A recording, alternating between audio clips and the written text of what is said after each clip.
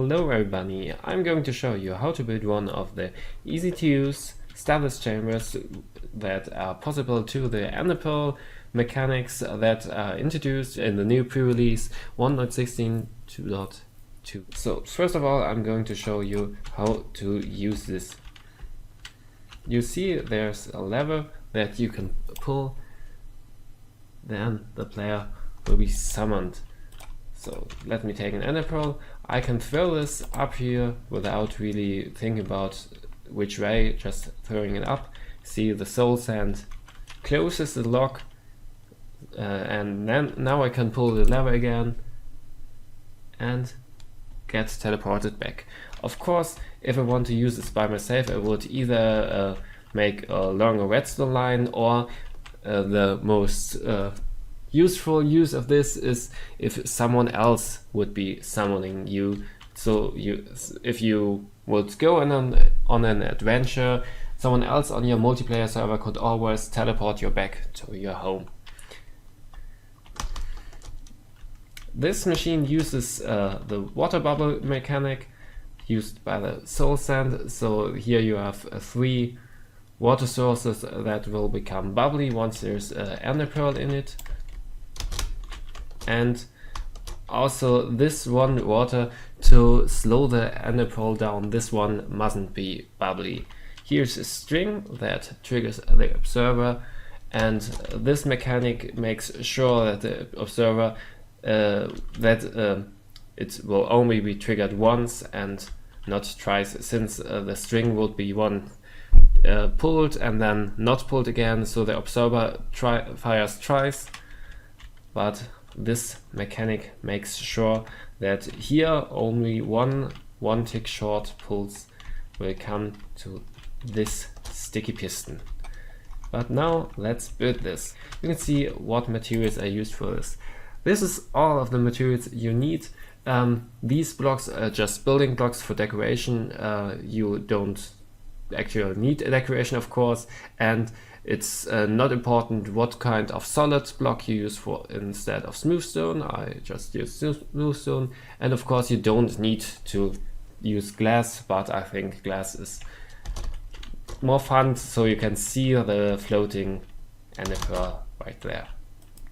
So let's get all these.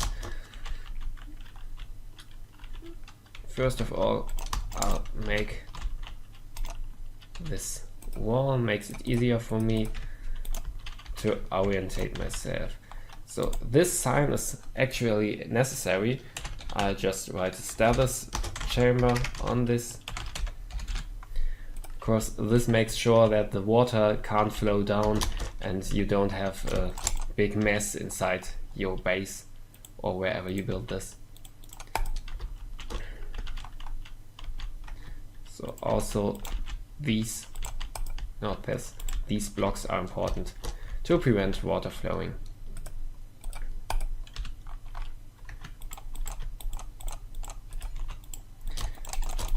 Now this tower, which is 5 blocks high, and it has 3 water sources on the bottom. 1, 2, 3, 1 sign, and another water source. Here you need the observer and string pointing into that observer. So now let's begin this little redstone part.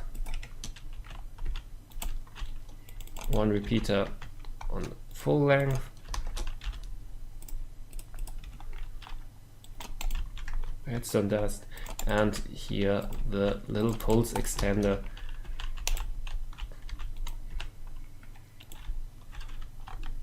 And here the pulse will get shortened again. This is sounds a bit strange, but this makes sure that it can't trigger twice. This has to be a target block, so this redstone points into that block. Of course you could build this without a target block, but that would make the whole contraption a little bit bigger, and of course I want to make it as tiny as I could. So this is where we want to leave the redstone to. And this is all fine, but of course I want to be able to trigger all this machine back from this side, which is possible by now. And now it's complete. So I only need some Ender Pearls to show it. I can throw the Ender Pearl up. Now it floats up and down, and I can pull the lever and it gets down. That's it, pretty easy. So I hope you have fun with this, and I'm looking forward to building some of these on a survival multiplayer server.